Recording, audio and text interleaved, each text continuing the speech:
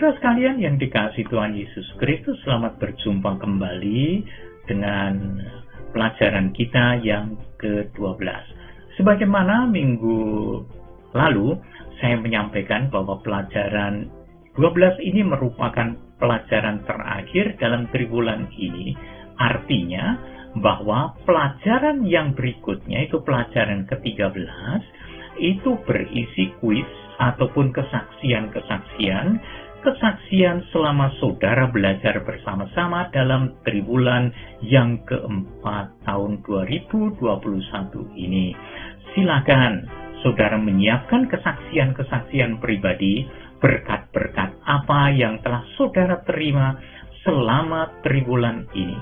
Kiranya semua yang dipelajari akan menolong kita semuanya bertumbuh dalam iman, dan waktunya pada pelajaran minggu depan, itu pelajaran yang ke-13, kita semuanya sharing bersama-sama, berbagi bersama-sama, berbagi sukacita, berbagi pergumulan, dan kalau ada kuis, silakan. Semuanya itu akan mengingatkan kembali pelajaran-pelajaran kita dari pelajaran 1 sampai dengan pelajaran yang ke-12, dan sekaligus akan mengakrabkan kita satu dengan yang lain. Silakan saudara mengadakan kelompok-kelompok dan kemudian saling berbagi, saling menguatkan, saling mendorong supaya iman kita semakin bertumbuh bersama-sama. Nah, pelajaran kita pada hari ini berkenaan dengan pelajaran yang ke-12. Kita akan bersama-sama belajar tentang sambutan istimewa. Itu adalah sambutan para majus yang datang untuk menyembah Tuhan Yesus Kristus dan kemudian memberikan persembahan emas, kemenyan, dan mur. Mari kita berdoa sebelum kita akan belajar bersama-sama. Tuhan Yesus yang mengasihi kami, sungguh kami bersyukur kepadamu atas kebaikan Tuhan. Kami akan belajar kembali Tuhan dengan pelajaran kami yang ke-12.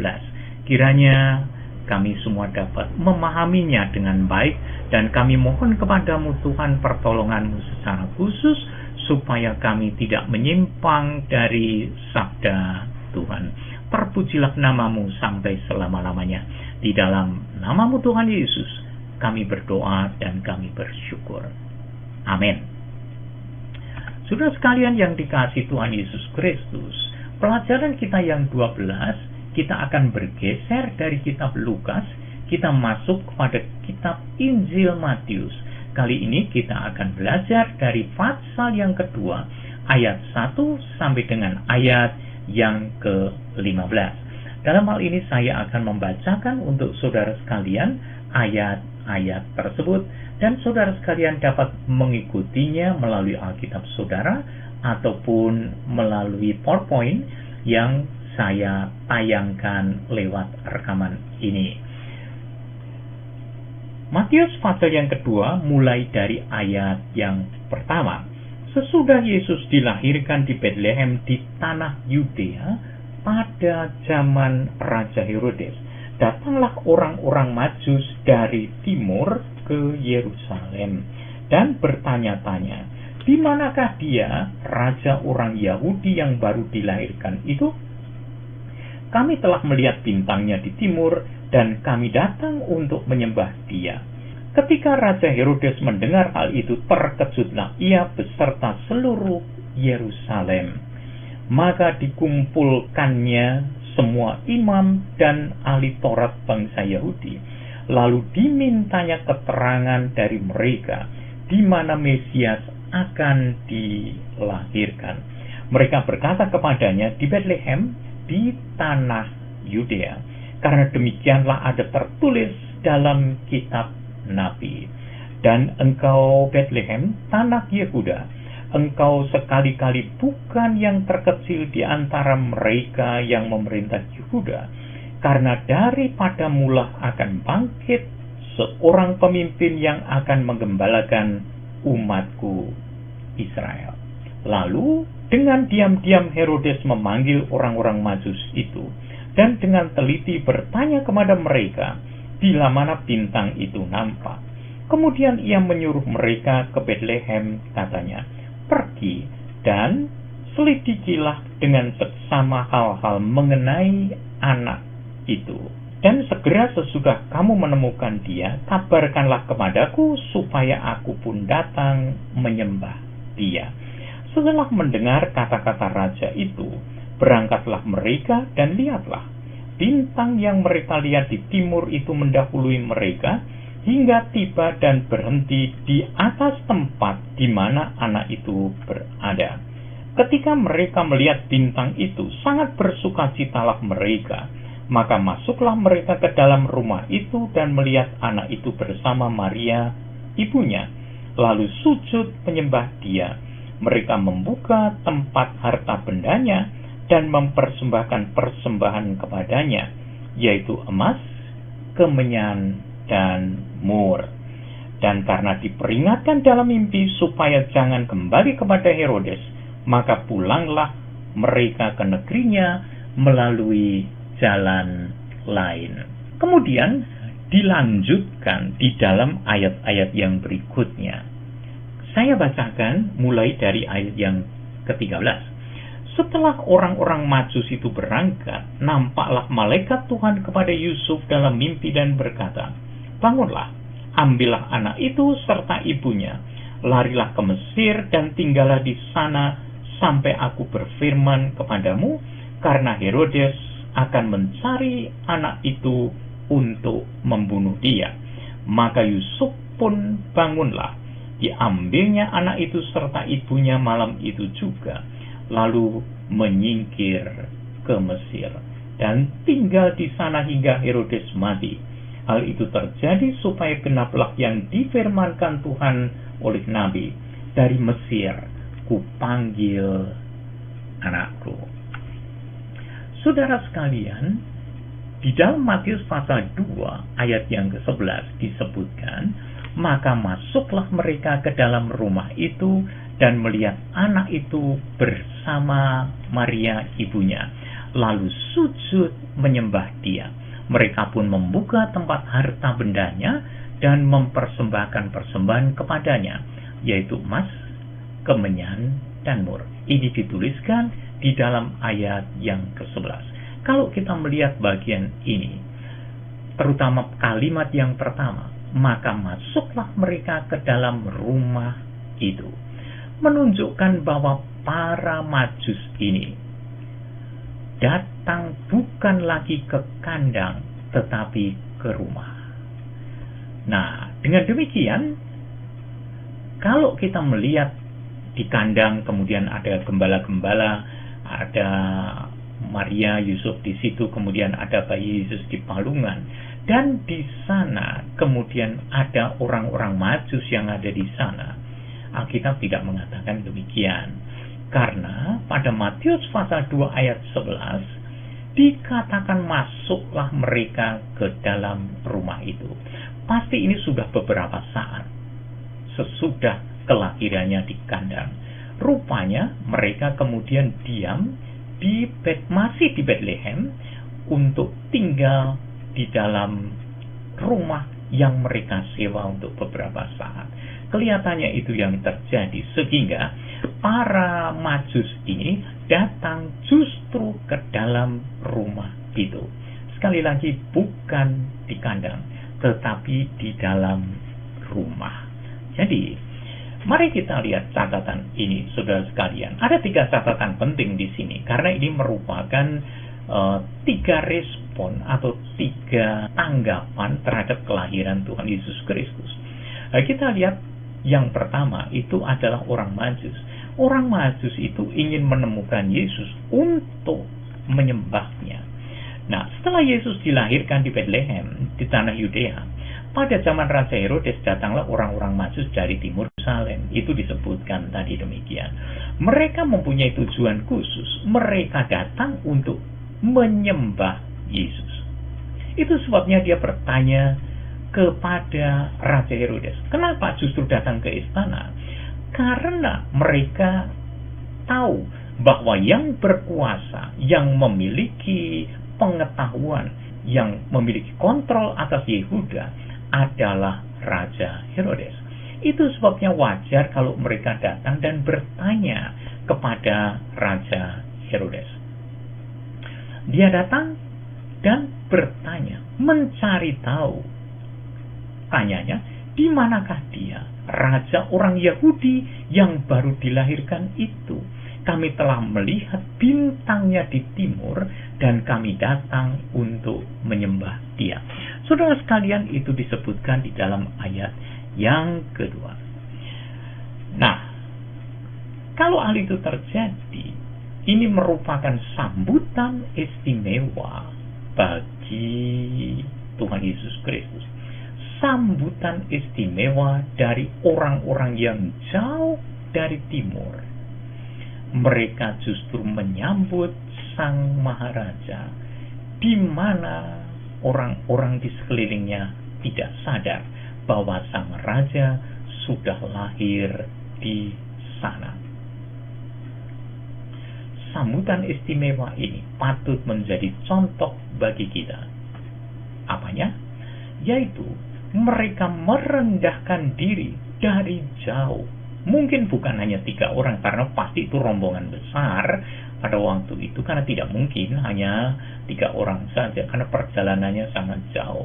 Pasti itu merupakan rombongan khusus mereka ke Yerusalem, dan kemudian mereka bertanya kepada raja. Perhatikan baik-baik dalam hal ini, saudara sekalian. Pada waktu Yesus dilahirkan di Bethlehem, di tanah Yudea itu, pada zaman Herodes, datanglah orang-orang Majus dari timur ke Yerusalem, karena Yerusalem merupakan pusat pemerintahan. Dengan demikian, maka tepat pemikiran mereka yang tahu tentang seluk-beluk wilayah Yudea adalah raja. Itu sebabnya pasti raja tahu tentang hal-hal yang dialami oleh masyarakat bawahannya. Nah, itu sebabnya mereka datang. Tapi jelas tujuan utama para Majus ini mencari Yesus, mencari anak itu untuk menyembah dia. Kalau demikian, saudara sekalian, kalau orang Majus begitu perhatian dan memberikan sambutan istimewa bagi anak ini, inilah contoh bagi kita bagaimana kita sekalian seharusnya menyambut Yesus di dalam hidup kita. Marilah kita pun menyambut dia dengan penuh kerendahan hati kita. Kita menyembahnya dan mempersembahkan hidup kita bagi kemuliaan namanya.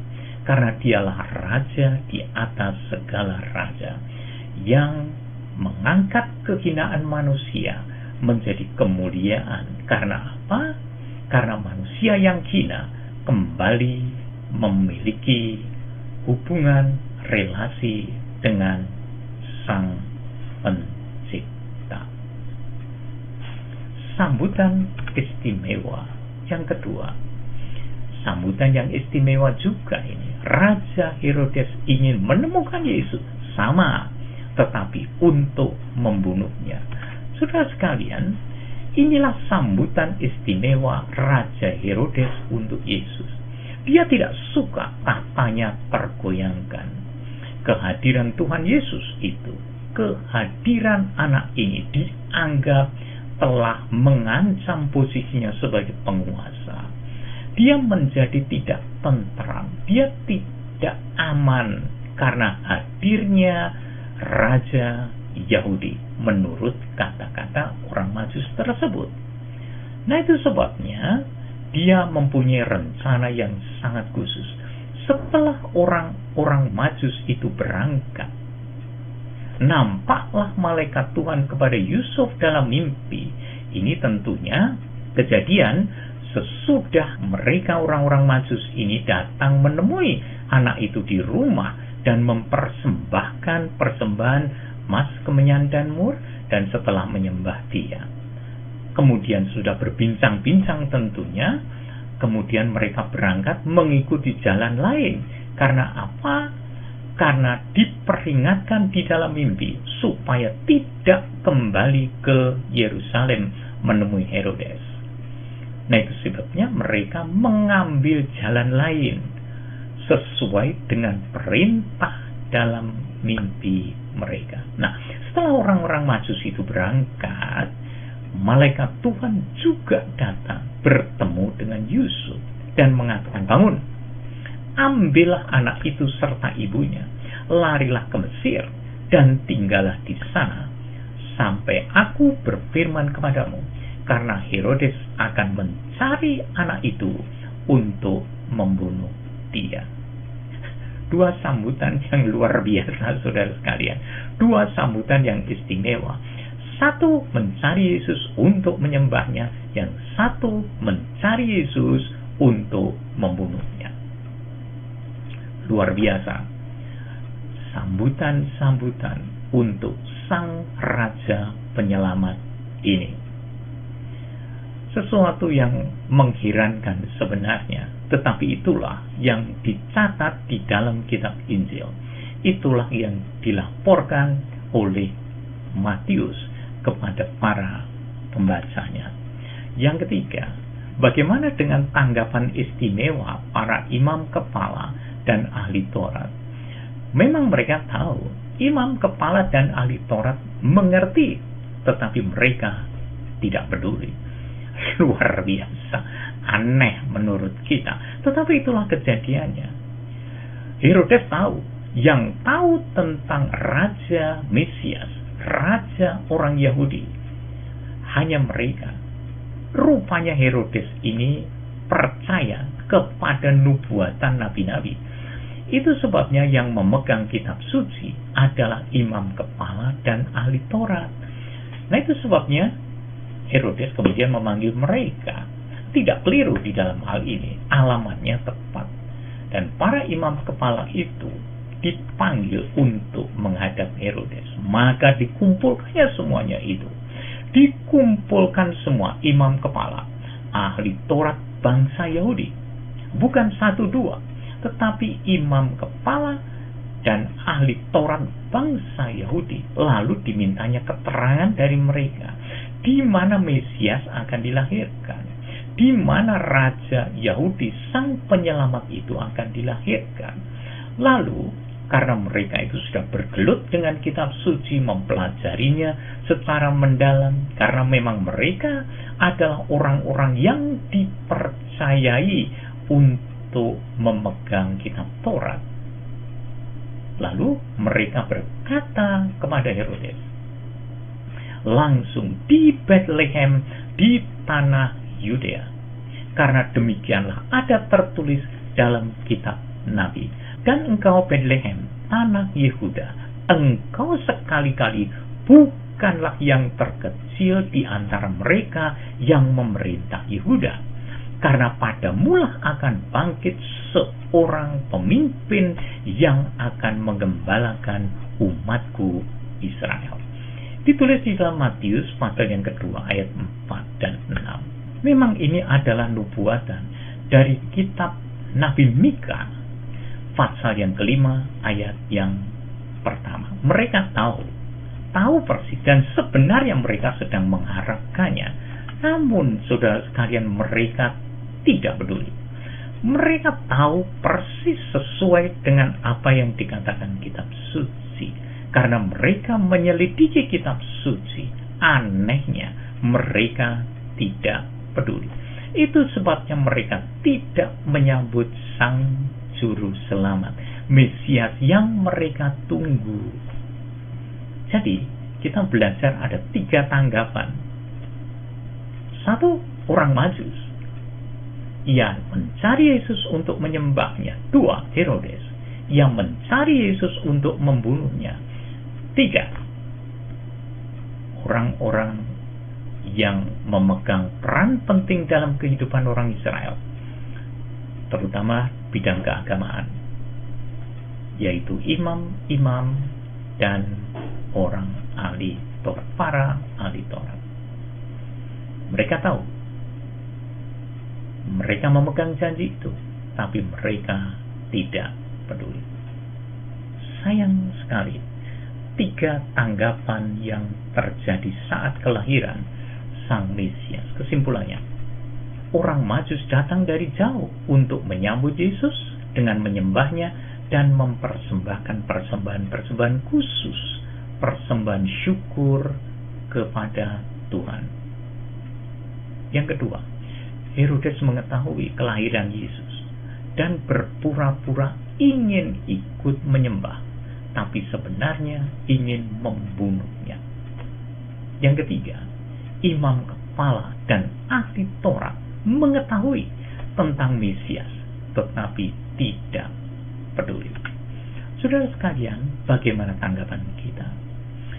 Seharusnya kita menanggapinya seperti para gembala dan menanggapinya seperti para Majus itu. Mari kita sambut Sang Raja dengan sukacita, dengan puji-pujian, dan dengan penyembahan dan persembahan, mempersembahkan hidup kita bagi kemuliaan namanya. Segala puji dan hormat bagi Dia yang telah menyelamatkan kita, yang mempedulikan kita. Semuanya bagi Dia semata-mata. Amin. Mari kita berdoa.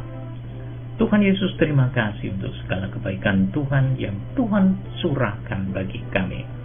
Terima kasih untuk segala kebaikan Tuhan yang luar biasa, sehingga kami menikmati keselamatan yang sejati.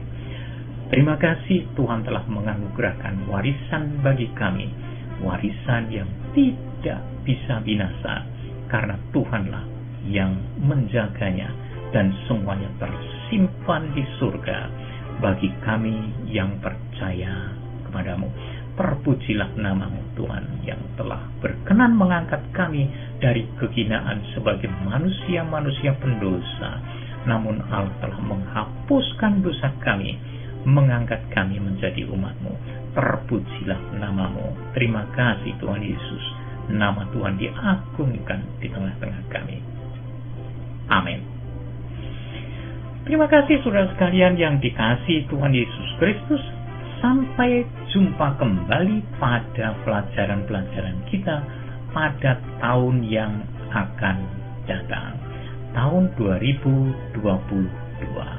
Damai sejahtera dari Allah Bapa kita dan dari Tuhan kita Yesus Kristus, dan persekutuan tuntunan bimbingan dari Roh Allah yang Maha Tinggi, Roh Kudus, bersama-sama dengan kita sekalian. Amin. Sampai